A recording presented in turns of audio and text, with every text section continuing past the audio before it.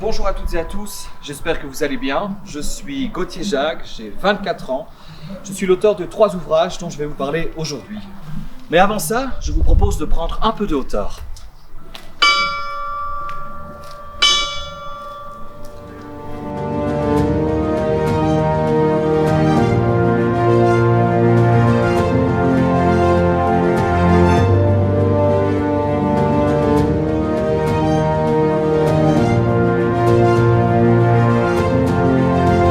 Je vous retrouve maintenant au sommet de la Tour d'Autriche, à 75 mètres de hauteur, au château fort de Bouillon. Le château de Bouillon est un lieu d'inspiration pour moi puisque j'y ai écrit 2 livres. Le premier est en français sur l'histoire de l'école et le deuxième, De Geschiedenis van de School, est en néerlandais. Je voudrais d'ailleurs remercier ma collègue Inès Pardon qui m'a aidé à la réalisation de cet ouvrage en néerlandais. Mais avant d'écrire ces 2 livres, je suis également l'auteur d'un livre, un recueil de poésie qui s'intitule Reflet d'une société et dont nous entendrons les extraits dans quelques instants. Silence, vent. Pourquoi cette danse d'un cœur palpitant? La vie est morose, l'homme n'est rien qu'une chose sans fin.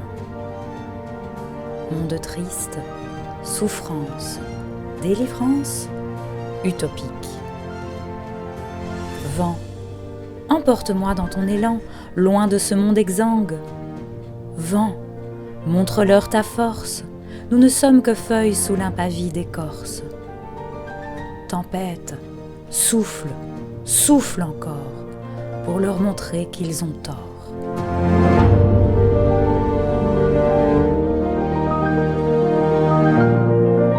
Mon premier livre a vu le jour en Espagne.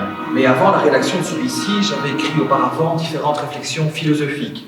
Et je dois reconnaître qu'une de mes professeurs, Anne Jabé, m'a réellement aidé à formuler mes idées et à écrire autrement.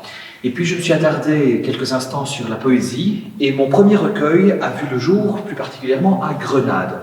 Tout est parti d'une question. À l'époque, j'avais demandé à ma professeure de traduction, puisqu'on traduisait du français vers l'espagnol, si un traducteur pouvait traduire ses propres textes. Elle m'a demandé pourquoi je lui avais posé cette question-là, et je lui ai simplement expliqué que j'écrivais des poèmes. Elle m'a donc lancé le défi de traduire mes propres écrits, et j'ai dû pendant quelques heures faire une conférence sur la poésie française, et depuis ce moment-là, je n'ai cessé d'écrire des poèmes en français, en anglais et en espagnol.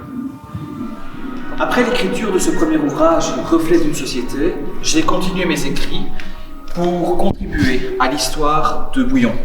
Et je vais vous parler maintenant de Scriptura et l'histoire de l'école.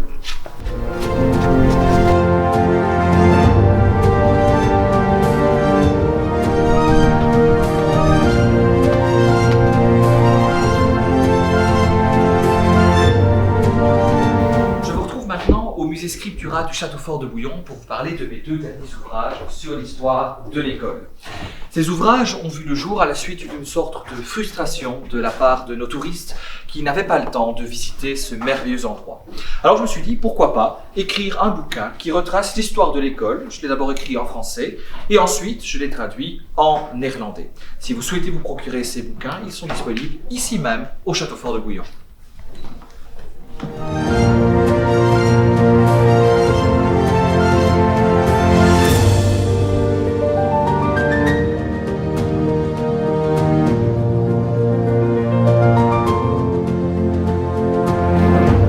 Maintenant dans mon havre de paix, c'est-à-dire ma chambre où je puise aussi une partie de mon inspiration et où j'écris. C'est ici que j'écris mes différents ouvrages, donc Reflet d'une société, mais également mes 2 livres sur l'histoire de l'école. Maintenant, si je dois parler de mes sources d'inspiration en point de vue des auteurs, je pense que la première source est Marcel Proust. C'est le premier ouvrage que j'ai lu, qui s'intitule Les plaisirs et les jours, et j'ai réellement apprécié la mélodie de Marcel Proust, surtout son écriture. Certains diront que l'écriture est assez longue, assez fastidieuse, assez complexe. Moi, je trouve qu'elle est très berçante et enchantante. Et une deuxième source d'inspiration, c'est Federico García Lorca.